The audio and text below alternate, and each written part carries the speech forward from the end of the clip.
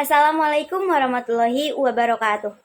Perkenalkan, nama saya Nadia Saripatul Kamilah dengan NIM 221010502174. Di sini saya akan mempresentasikan tugas individu dari mata kuliah Ekonomi Mikro dengan dosen pengampu yaitu Bapak Yosi Wahyu Indriawan, SEMM.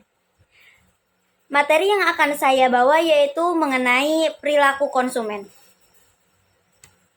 Oke, materi yang akan saya bawa di sini adalah mengenai perilaku konsumen. Teman-teman tahu nggak sih perilaku konsumen itu apa gitu?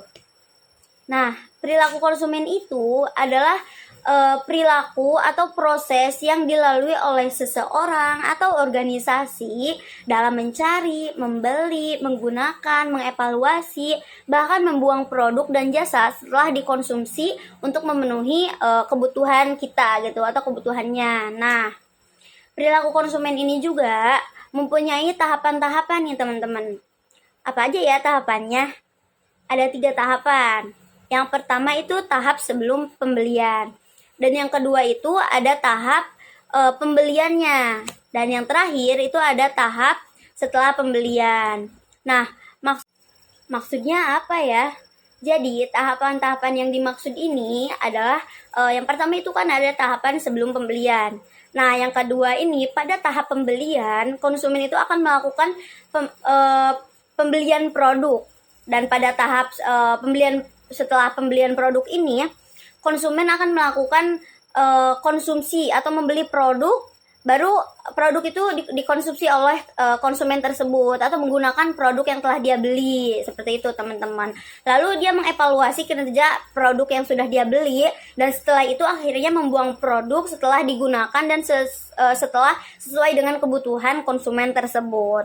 Atau kegiatan-kegiatan individu yang secara langsung terlibat dalam mendapatkan atau menggunakan barang dan jasa, termasuk di dalamnya itu proses pengambilan keputusan pada persiapan dan penentuan kegiatan-kegiatan tersebut, teman-teman. Kayak gitu.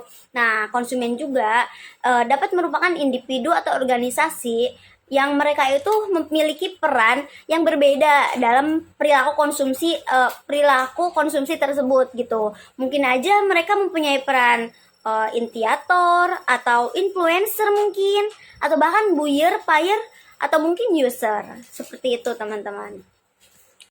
Nah, ada juga nih teman-teman pengertian perilaku konsumen menurut para ahli. Di sini saya mengambil pengertian konsumen menurut Gerald Zeltman, di mana menurut Gerald Zeltman itu perilaku konsumen itu adalah tindakan-tindakan, proses, dan hubungan dalam hubungan sosial yang dilakukan oleh individu, kelompok, organisasi untuk mendapatkan atau menggunakan suatu produk atau lainnya sebagai suatu akibat dari pengalaman dengan produk, pelayanan, dan sumber-sumber lainnya. Nah, dapat disimpulkan nih teman-teman bahwa dari definisi yang sudah tadi saya sebutkan, di mana perilaku konsumen ini adalah tindakan-tindakan yang dilakukan oleh individu, kelompok, atau organisasi yang berhubungan dengan proses pengambilan keputusan dalam mendapatkan, menggunakan barang-barang dan jasa ekonomi yang dapat dipengaruhi oleh lingkungan sekitar. Nah, ada juga nih macam-macam teori perilaku konsumen. Di sini ada 3. Yang pertama itu ada teori ekonomi mikro, di mana teori ini beranggapan bahwa setiap konsumen itu akan berusaha memperoleh kepuasan maksimal. Nah, mereka itu akan berupaya meneruskan pembeliannya terhadap suatu produk apabila memperoleh kepuasan dari produk yang setelah dia konsumsinya. Sebagai contoh, ada konsumen yang sudah membeli produk A, lalu dia itu akan berupaya untuk meneruskan pembeliannya terhadap suatu produk yang lainnya, contoh ke produk B. Nah, jadi kepuasannya itu akan gimana ya? Dia akan berusaha sampai mempunyai kepuasan yang secara maksimal. Itu menurut teori ekonomi mikro. Yang kedua itu ada teori psikologis, di mana teori ini tuh beranggapan bahwa mendasarkan diri pada faktor-faktor psikologis individu seseorang yang dipengaruhi oleh kekuatan-kekuatan lingkungan. Jadi dia dipengaruhi oleh faktor-faktor lingkungan sekitar dia gitu. Nah, bidang psikologis ini juga sangat kompleks dan menganalisa perilaku konsumen karena proses mental tidak dapat diamati secara langsung, teman-teman. Jadi menurut teori psikologis ini, dia itu didasari atau di faktor-faktor lingkungannya itu mencakup gitu terhadap perilaku konsumen. Perilaku konsumennya ini menurut teori psikologis itu tidak bisa dianalisa secara cepat karena mental itu tidak bisa diamati secara langsung. Nah, untuk yang selanjutnya itu adalah teori antropologis, yang dimana teori ini juga menekankan perilaku pembelian dari suatu kelompok masyarakat yang ruang lingkupnya itu sangat luas, seperti kebudayaan, kelas sosial, dan sebagainya. Seperti itu. Di dalam materi perilaku konsumen ini terdapat beberapa macam pendekatan, di mana di sini itu ada 2 macam pendekatan. Yang pertama itu apa ya? Jadi yang pertama itu ada pendekatan kardinal, dan yang kedua itu ada pendekatan ordinal. Pendekatan kardinal itu apa ya? Jadi pendekatan kardinal itu didasarkan pada asumsi bahwa tingkat kepuasan yang diperoleh oleh konsumen, di mana konsumen dalam mengkonsumsi barang itu dapat diukur dengan satuan tertentu seperti rupiah, jumlah, unit, buah, atau bahkan yang lainnya. Kalau pendekatan ordinal itu apa ya? Nah, berbeda dengan pendekatan kardinal, di mana pada pendekatan ordinal ini kan tadi kalau pada pendekatan kardinal itu tingkat kepuasan konsumen itu bisa diukur atau bahkan diangkakan. Nah, kalau pada pendekatan ordinal ini kepuasan seseorang itu tidak bisa diukur atau bahkan diangkakan. Nah, seorang konsumen itu tidak mungkin bisa tahu besaran kepuasan yang akan dia terima ketika mereka mengkonsumsi lebih 1, 2 atau bahkan lebih dari 3 unit barang. Nah, seperti itu.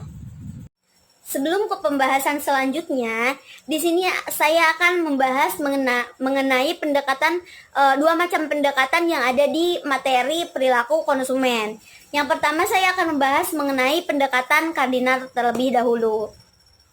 Nah, di mana besaran nilai kepuasan pada pendekatan kardinal ini itu akan sangat bergantung pada individu atau konsumen yang bersangkutan, teman-teman. Jadi konsumen ini dapat mencapai kondisi equilibrium atau kepuasan yang maksimum apabila dalam membelanjakan pendapatannya itu mencapai kepuasan yang sama dengan berbagai barang yang dia beli gitu, teman-teman.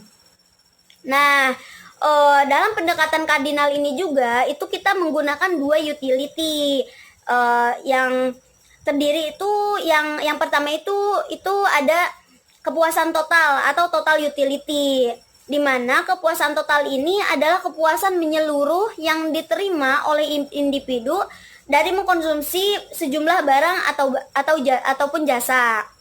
Nah, yang kedua ini ada kepuasan marginal atau marginal utility, di mana pada marginal utility ini perubahan total per unit dengan adanya perubahan jumlah barang atau jasa yang dikonsumsi. Nah, konsumen ini akan berusaha untuk memaksimalkan kepuasannya pada tingkat pendapatan yang dia miliki. Nah, pada slide berikutnya ini terdapat kurva atau gambar nih, teman-teman. Jadi, jika barang yang dikonsumsi ini adalah barang X dan Y, maka persamaan budget lainnya itu dapat kita tulis sebagai berikut nih. Sudah tertera di slide ini. Di mana B sama dengan PX dikali X ditambah PY dikali Y. Di mana B ini tuh adalah anggaran, sedangkan PX ini adalah tingkat harga X dan PY ini adalah tingkat harga Y. Jika kita asumsikan tingkat harga barang X dan Y itu tetap, maka akan didapatkan BL atau budget line. Bisa kita lihat teman-teman di gambar yang sudah tertera pada halaman 9 ini. Jadi ini tuh adalah gambar kurva indifference, di mana sudah pasti kurva indifference itu memiliki kemiringan slot yang negatif, yaitu bergerak turun dari kiri atas ke kanan bawah. Nah, semakin jauh kurva indifference dari titik origin ini, maka semakin tinggi juga tingkat kepuasan konsumen tersebut. Bisa kita lihat tuh di gambar yang A. Dari kanan atas itu turun ke kiri bawah ya teman-teman. Jadi tingkat kepuasannya itu semakin tinggi nih. Sedangkan di kurva yang B, ini tuh tingkat kepuasan konsumen itu bisa kita lihat ya teman-teman, bahwa tingkat kepuasan konsumen ini tuh lebih tinggi pada garis IC2. Ya, pada garis IC2 daripada garis yang IC1. Kenapa? Karena kuantitas atau jumlah barang yang dikonsumsinya ini lebih besar daripada IC1 nih, IC2 tuh. Begitu teman-teman. Selanjutnya saya akan membahas mengenai pendekatan ordinal. Di mana tadi kita sudah membahas mengenai pendekatan kardinal di poin pertama, dan di sini saya akan membahas mengenai pendekatan ordinal. Nah, pendekatan ordinal ini sudah saya sebutkan bahwa berbeda dengan pendekatan kardinal, di mana pada pendekatan ordinal ini kepuasan konsumen itu tidak bisa diukur atau diangkakan, karena tidak mungkin suatu konsumen itu bisa mengetahui kepuasannya, sedangkan dia itu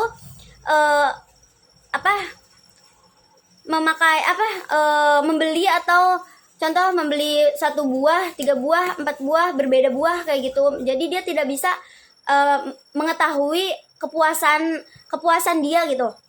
Nah, langsung aja. Jadi tingkat utility yang diukur itu melalui order atau ranking, tetapi tidak disebutkan nilai gunanya secara pasti. Nah, dalam hal ini pendekatan ordinal ini contohnya itu mengkonsumsi 4 komoditas atau 4 buah gitu ya.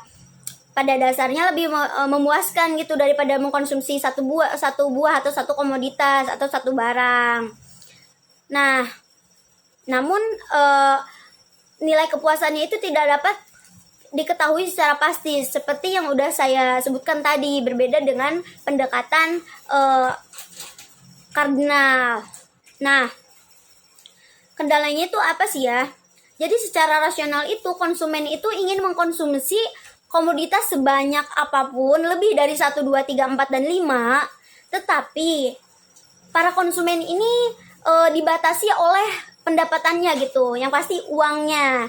Dia ingin membeli 3 buah jeruk, tetapi dia memiliki pendapatan kurang dari harga yang seharusnya dia beli 3 buah jeruk tersebut. Nah, di situ kendala para konsumen ini nih. Nah, dengan suatu tingkat pendapatan tertentu ini, maka para konsumen ini harus mengatur komposisi komoditas sehingga pemanfaatannya itu optimal gitu. Kendala pendapatan ini dikenal sebagai garis anggaran atau budget line. Seperti itu teman-teman. Nah, pada slide berikutnya ini terdapat kurva atau gambar nih teman-teman. Jadi, jika barang yang dikonsumsi ini adalah barang X dan Y, maka persamaan budget line-nya itu dapat kita tulis sebagai berikut nih. Sudah tertera di slide ini, di mana B sama dengan PX dikali X ditambah PY dikali Y. Di mana B ini tuh adalah anggaran, sedangkan PX ini adalah tingkat harga X dan PY ini adalah tingkat harga Y. Jika kita asumsikan tingkat harga barang X dan Y itu tetap, maka akan didapatkan BL atau budget line. Bisa kita lihat teman-teman di gambar yang sudah tertera pada halaman 9 ini. Jadi ini tuh adalah gambar kurva indifference, di mana sudah pasti kurva indifference itu memiliki kemiringan slot yang negatif, yaitu bergerak turun dari kiri atas ke kanan bawah. Nah, semakin jauh kurva independence dari titik origin ini, maka semakin tinggi juga tingkat kepuasan konsumen tersebut. Bisa kita lihat tuh di gambar yang A.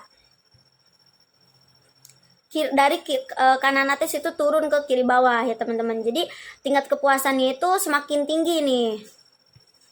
Sedangkan di kurva yang B, ini tuh tingkat kepuasan konsumen itu bisa kita lihat ya teman-teman, bahwa tingkat kepuasan konsumen ini tuh lebih tinggi pada garis IC2.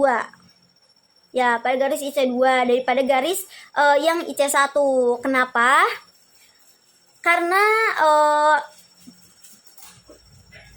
kuantitas atau jumlah barang yang dikonsumsinya ini lebih besar daripada IC1 nih, IC2 tuh. Begitu teman-teman. Nah, sedangkan yang terakhir ini adalah proses psikologi, di mana terdiri dari pengolahan informasi, pembelajaran, perubahan, sikap, dan perilaku. Nah, ketiga faktor tersebut itu menambah minat utama dari pengolahan konsumen ini nih, sebagai faktor yang turut mempengaruhi perilaku konsumen dalam pengambilan keputusan pembeliannya. Nah, berbeda-beda tuh faktor-faktor dari yang pertama, kedua, dan yang ketiga, di mana faktor-faktornya itu ada yang dari faktor lingkungan, dan faktor psikologis, dan faktor-faktor lainnya. Slide selanjutnya ini ada manfaat perilaku konsumen. Apa aja ya manfaatnya? Jadi, menurut Peter dan Olson pada tahun 1999 ini, perilaku konsumen ini sangat beragam tergantung pada pemanfaatan atau penggunanya. Terdapat dua kelompok nih pemanfaatan menurut Peter dan Olson ini nih. Yang pertama itu ada kelompok peneliti atau riset, dan yang kedua itu ada kelompok yang berorientasi implementasi.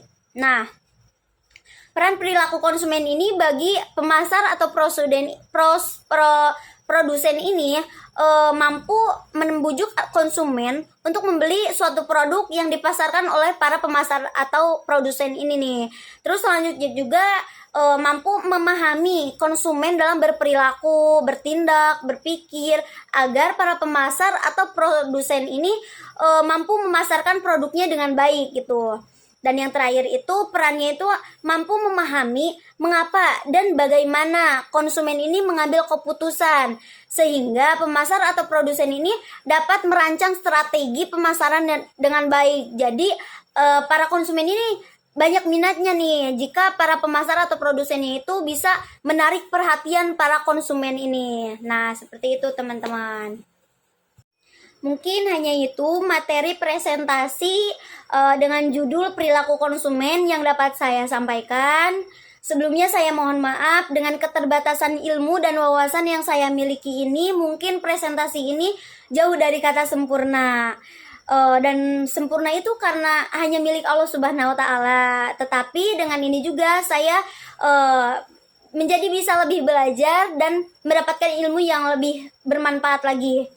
Sebelumnya juga terima kasih banyak kepada Pak Yosi, dosen pengampu mata kuliah Ekonomi Mikro di kelas 02 SMJP 022 ini, karena telah memberikan ilmu-ilmunya banyak sekali yang dapat saya ambil selama pembelajaran di kelas. Terima kasih Pak. Mungkin saya juga memohon koreksiannya dalam presentasi yang sudah saya sampaikan ini, agar dapat saya evaluasi kepada diri saya sendiri untuk kedepannya, agar saya juga bisa lebih berkembang dan lebih mantap lagi dalam pembelajaran ekonomi mikro ini. Sekian dari saya, semoga nilai yang saya dapat bisa memuaskan. Terima kasih. Wassalamualaikum warahmatullahi wabarakatuh.